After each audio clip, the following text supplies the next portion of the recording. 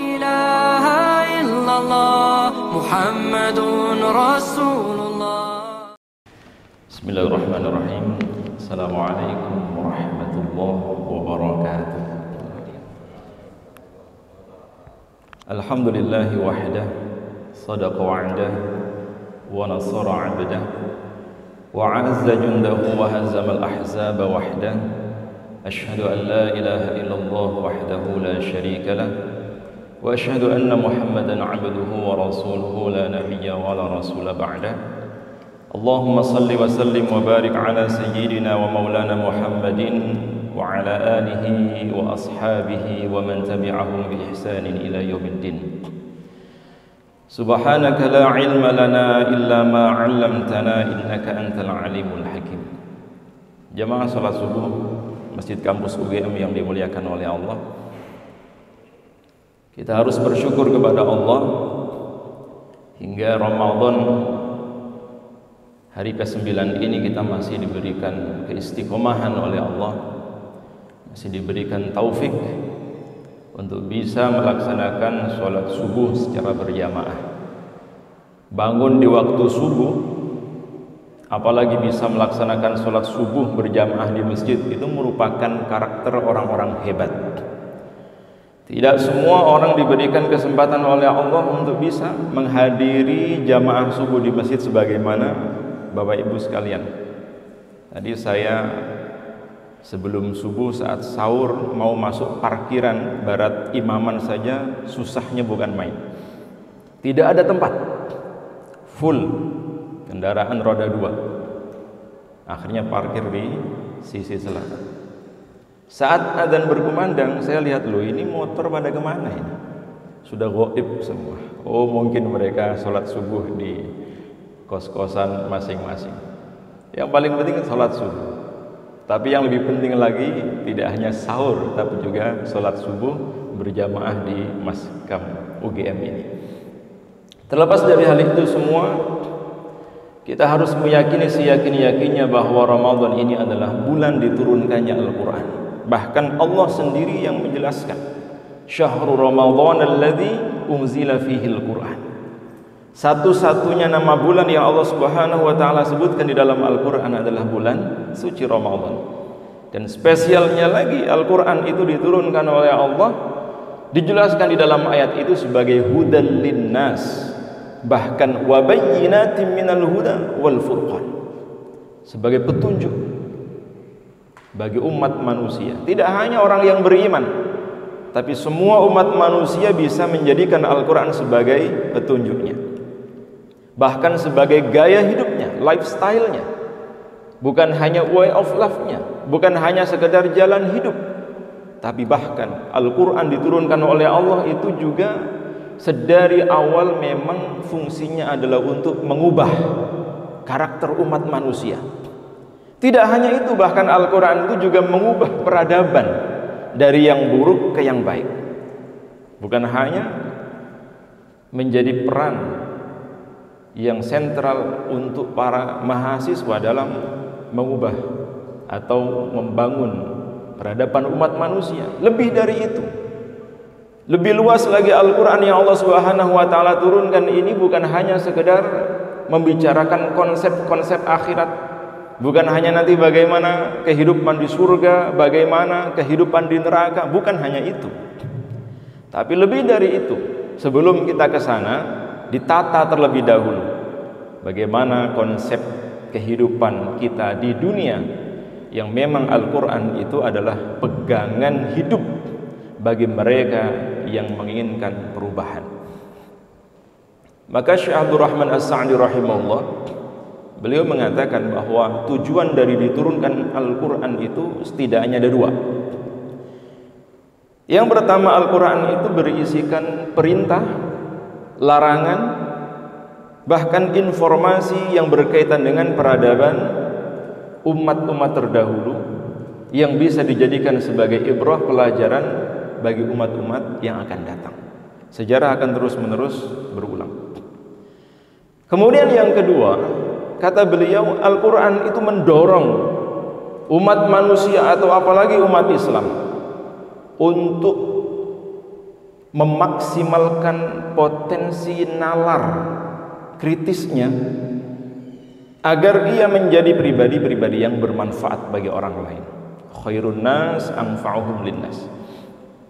Maka menarik kalau kita mengkaji Al-Quran dari perspektif karakter, karena bisa dikatakan beberapa ayat-ayat Al-Quran itu kemudian dijelaskan oleh para ulama, paling tidak ada 3 poin penting di dalamnya. Yang pertama terkait dengan keimanan, kemudian yang kedua tentang syariat, dan yang ketiga adalah yang berkaitan dengan akhlak, akidah, syariah, akhlak. Di mana ketiganya ini lahir dari sumber primer yang pertama, yaitu iman, kemudian Islam, dan yang ketiga adalah ihsan. Iman, Islam, ihsan, kemudian melahirkan akidah, syariah, dan akhlak, atau yang biasa kita sebut sebagai karakter.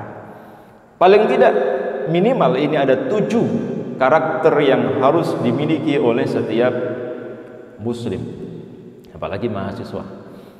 Yang pertama adalah karakter religius. Kemudian yang kedua karakter mandiri. Lalu yang ketiga karakter jujur. Yang keempat karakter bekerja keras. Kemudian yang kelima karakter kreatif. Lalu yang keenam, dia harus memiliki karakter pembantu, yaitu karakter yang berupa toleransi yang saat ini sangat mahal. Kemudian yang terakhir adalah karakter demokratis. Sebagai umat manusia yang dilahirkan oleh Allah, apalagi kita yang diciptakan, tidak ada yang sama. Satu sama lain memiliki perspektif yang berbeda-beda, yang mana Allah sendiri secara sunnatullahnya menciptakan umat manusia tidak ada yang sama. Inna khalaqnakum min dzakarin wa untha wa ja'alnakum syu'uban wa qabaila. Tujuannya hanya satu. Tujuannya hanya satu. Allah ciptakan kita berbeda-beda, berbangsa-bangsa, bersuku-suku, bahkan juga berlainan jenis kelamin. Tujuannya hanya satu. Untuk apa? Lita'arafu, agar kita saling mengenal, memperkaya literasi, memperbanyak referensi. Jangan jadikan perbedaan itu sebagai rival. Jadikan perbedaan itu sebagai sarana kita untuk belajar. Maka orang yang bisa menghargai perbedaan itu luar biasa. Ilmunya semakin bertambah, kedewasaannya juga meningkat, bahkan nilai-nilai tasamuhnya itu ada.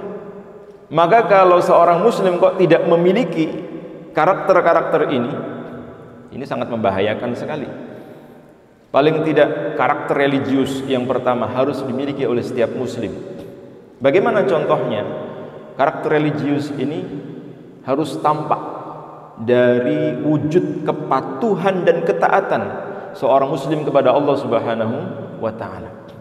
Kalau ada seorang muslim kok sukanya membangkang, seorang muslim tapi sukanya mengingkari, seorang muslim sukanya bahkan tidak menempatkan dirinya sebagai seorang hamba, ini keislamannya bisa dipertanyakan.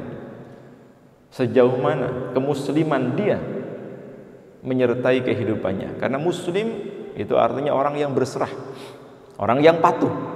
Patuh kepada apa? Patuh kepada siapa? Patuh kepada apa yang menjadi aturan hidup yang telah ditetapkan oleh Allah di dalam Al-Quran. Isinya hanya sami'na wa ata'na. Itu karakter seorang muslim. Taat kepada Allah, taat kepada Rasulullah Sallallahu Alaihi Wasallam. Begitu pula dengan karakter jujur. Ini harus dimiliki oleh setiap muslim, apalagi mahasiswa. Dia harus percaya diri ketika mengerjakan tugas itu, tidak menyandarkan diri kepada orang lain, apalagi joki. Dia harus memiliki kemampuan untuk meyakini bahwa dia punya potensi. Kejujuran ini mahal. Kalau dalam ranah mahasiswa ya jujurlah. Ketika mengerjakan tugas, dia kerjakan sendiri. Boleh menggunakan bantuan AI, tapi jangan 100% AI. Semuanya AI. Padahal Allah memberikan potensi kepada dia agar dia hidup sebagai orang yang jujur, baik itu jujur kepada dirinya sendiri, jujur kepada orang lain, apalagi jujur kepada Allah Subhanahu wa taala. Ini harus dimiliki. Lebih-lebih karakter mandiri. Mandiri. Jangan bergantung kepada orang lain. Karena nasib kita, keadaan kita di dunia ini, apalagi nanti di akhirat, tidak ditentukan oleh orang lain. Sama sekali tidak ditentukan orang lain. Kullu nafsim bima kasabat rohinah. Semua yang kita lakukan, hasil yang kita capai, apapun yang kita peroleh, itu adalah apa yang kita lakukan, apa yang kita perbuat. Kita ingin bahagia, kita ingin sukses, bukan karena orang lain. Sama sekali orang lain itu tidak bisa menentukan nasib keadaan kita. Ya kita sendiri kalau ingin berubah, kita mulai dari diri sendiri. Berharap orang lain kemudian membantu kita, berharap orang lain kalau mungkin menjadi jalan sih iya. Tapi kalau 100% kita sandarkan nasib kita kepada orang lain, kita berharap orang lain bisa mengubah kehidupan kita, ini mustahil. Apalagi nanti nasib kita di akhirat. Gak pernah sholat, gak pernah puasa, mungkin hanya kejar takjil, malah kalah duluan kita ya.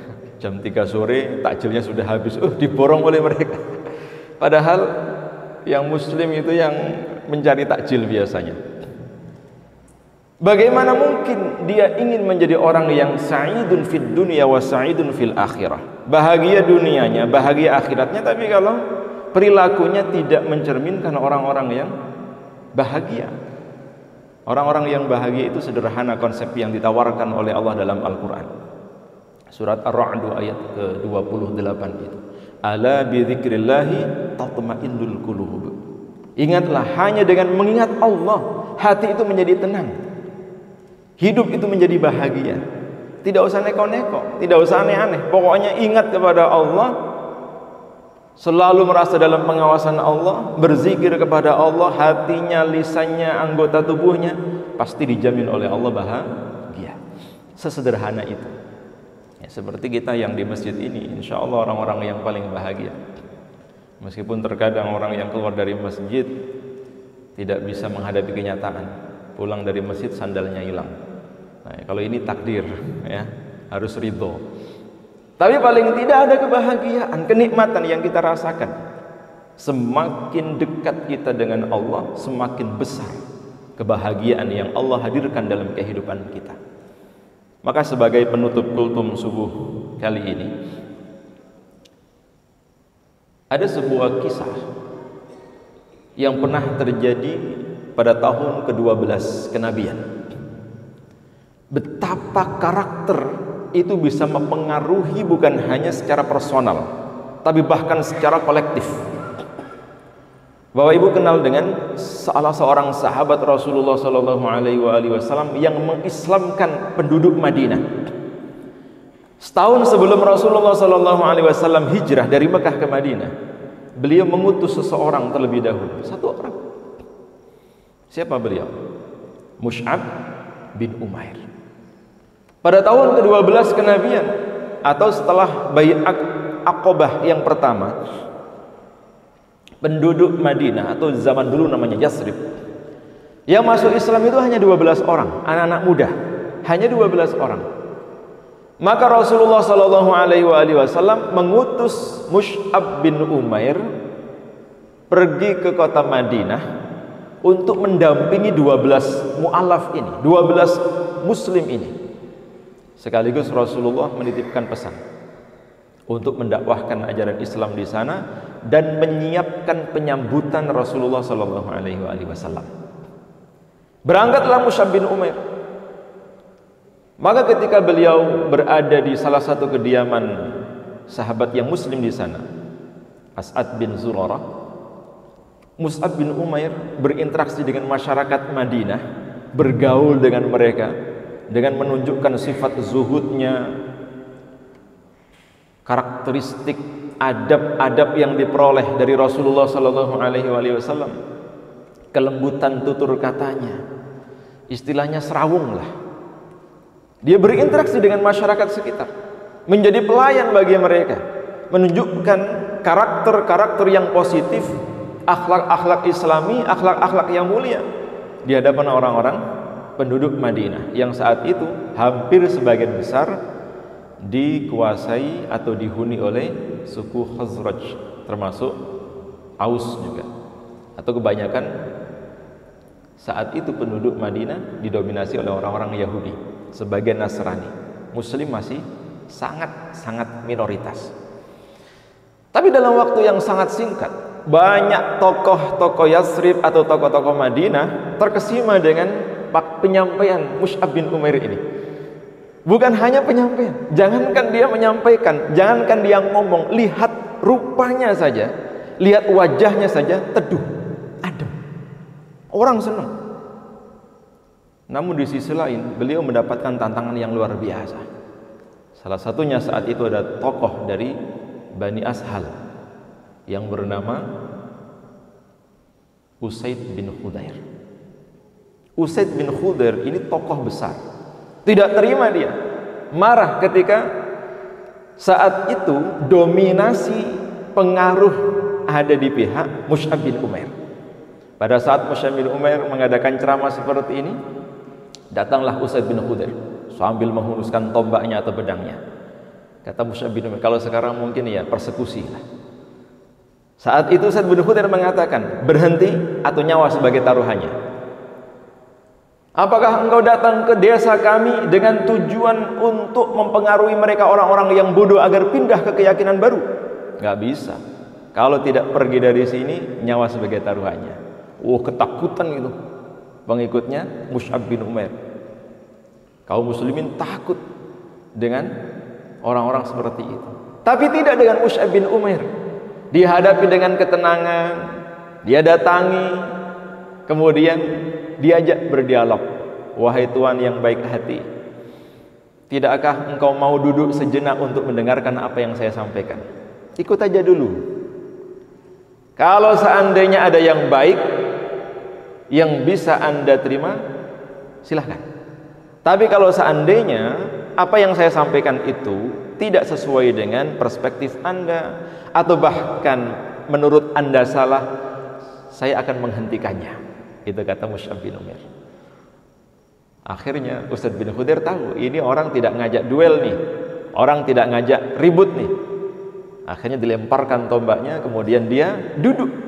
Apa sih kira-kira yang disampaikan oleh Mus'ab bin Umair? Biasanya begitu, orang-orang yang nolak dakwah itu biasanya karena belum tahu, atau mendengar secara sepotong-potong, atau hanya mendengar dari orang lain. Coba dia duduk sebentar. Dan ternyata pada saat Usaid bin Khudair duduk di majelis Mus'ab bin Umair itu, dia terkesima. Kemudian dia menyimpulkan, apa yang dia sampaikan itu benar nih, ajaran ini murni. Lalu dia mengajukan pertanyaan, wahai Tuan, seandainya saya bisa mengikuti ajaranmu, apa yang harus saya lakukan? Nah, ini sudah mulai mau lock in. Maka Mus'ab bin Umair mengatakan, silahkan Anda mensucikan atau membersihkan pakaian dan tubuh Anda terlebih dahulu, kemudian berikrar atau bersaksi untuk mengucapkan kalimat syahadat. Lock in. Setelah itu Usaid bin Khudair ini pergi. Tidak lama kemudian dia datang kembali, rambutnya masih basah. Ini mandi junub atau mandi besar. Dia sudah bersuci di hadapan Mus'ab bin Umair dan beberapa penduduk Madinah. Dia menyatakan keislamannya. Tidak lama setelah itu, karena ini tokoh yang berpengaruh, tokoh yang diikuti, ikutlah tokoh-tokoh yang lain. Ada Sa'ad bin Mu'az, ada Sa'ad bin Ubadah. Ini 3 orang top di zaman itu. Orang yang berpendidikan, orang yang berpengaruh, orang yang memiliki relasi yang sangat banyak. Ya, relasi kuasa itu penting. Melihat 3 tokoh Madinah ini masuk Islam, maka orang-orang desa, orang-orang kota mengatakan, lah, kalau Usaid bin Khudair aja sudah masuk Islam, Sa'ad bin Mu'ad aja sudah masuk Islam, termasuk Sa'ad bin Ubadah sudah masuk Islam. Kita nunggu apa lagi? Kenapa kita juga belum seperti mereka? Wah, akhirnya berbondong-bondonglah penduduk Madinah masuk Islam. Saat itu sekitar 70 muslim baru yang diislamkan oleh Mus'ab bin Umair. Dan saat itu terjadi Bai'at Aqabah yang kedua pada musim haji. Nah, setelah Bai'at Aqabah inilah kemudian Rasulullah SAW hijrah dari Makkah ke Madinah, disambut oleh mereka sedemikian rupa. Di Madinah itu Rasulullah membuat sebuah strategi dengan karakter positif beliau menghimpun kekuatan yang kemudian terjadilah Fathu Makkah tanpa pertumpahan darah. Inilah peran yang dilakukan oleh Rasulullah SAW yang terinspirasi dari Al-Quran. Bagaimana sifat beliau, karakter beliau yang mulai dari sebagaimana kita tahu karakter-karakter Rasulullah dari mulai Siddiq, kemudian amanah, fatona, dan tabliknya ini mempengaruhi. Sehingga dengan cara yang sangat mudah Allah Subhanahu wa taala membangun bukan hanya sekedar karakter manusia, tapi peradaban umat manusia. Bangsa Arab yang dulunya tidak memiliki peradaban kemudian menjadi bangsa yang memiliki peradaban yang sangat maju, bahkan mengalahkan Persia, Romawi dengan apa? Karakter Islami. Mudah-mudahan bulan Ramadan di saat kita menyadari Al-Quran diturunkan oleh Allah di dalamnya yang tujuan utamanya adalah memberikan petunjuk bagi umat manusia dan juga cara untuk mendapatkan petunjuk itu tentunya petunjuk ke arah yang lebih baik, baik itu kehidupan di dunia maupun kehidupan di akhirat. Terlebih jika kita persempit maknanya, terutama anak-anak muda, para mahasiswa yang merupakan agen perubahan pembangunan umat manusia, kita tidak bisa hanya duduk diam di kamar, medsosan, scrolling, TikTok, atau hanya rebahan, nggak bisa. Paling tidak kita meneladani karakter Rasulullah, karakter para sahabatnya, bisa door to door atau bisa ibda binafsik, mulai dari diri sendiri. Jadilah pribadi yang jujur, jadilah pribadi yang memiliki karakter yang religius. Tidak harus pakaiannya pakaian religius, enggak, tapi lebih ke perilaku yang taat. Ketika misalnya sedang beraktivitas azan berkumandang, kita tinggalkan sejenak, kita penuhi panggilan Allah. Ini karakter religius. Apalagi kita tampakkan syiarnya, walaupun hidup di tengah yang sangat sulit untuk bisa menyesuaikan diri, tapi kita bisa menyesuaikan diri dengan adab-adab Islami, ini luar biasa. Dan juga karakter-karakter lainnya seperti kemandirian, kreativitas, toleransi, saling menghargai, demokratis, tidak merasa dirinya paling hebat, paling benar, tapi juga mempercayai orang lain yang memiliki bahkan potensi yang kadang lebih baik daripada dirinya sendiri. Mudah-mudahan kita bisa mengambil inspirasi dari Al-Quran, termasuk juga memperbanyak membacanya, mentadabburinya, dan mengamalkan dalam kehidupan kita sehari-hari. Mari bersama kita akhiri dengan doa kafaratul majlis. Subhanakallahumma wa bihamdika asyhadu an la ilaha illa anta astaghfiruka wa atubu ilaik. Demikian Bapak Ibu yang bisa saya sampaikan, kurang lebihnya mohon maaf. Billahi taufiq wal hidayah. Assalamualaikum warahmatullahi wabarakatuh. La ilaha illallah Muhammadun Rasulullah.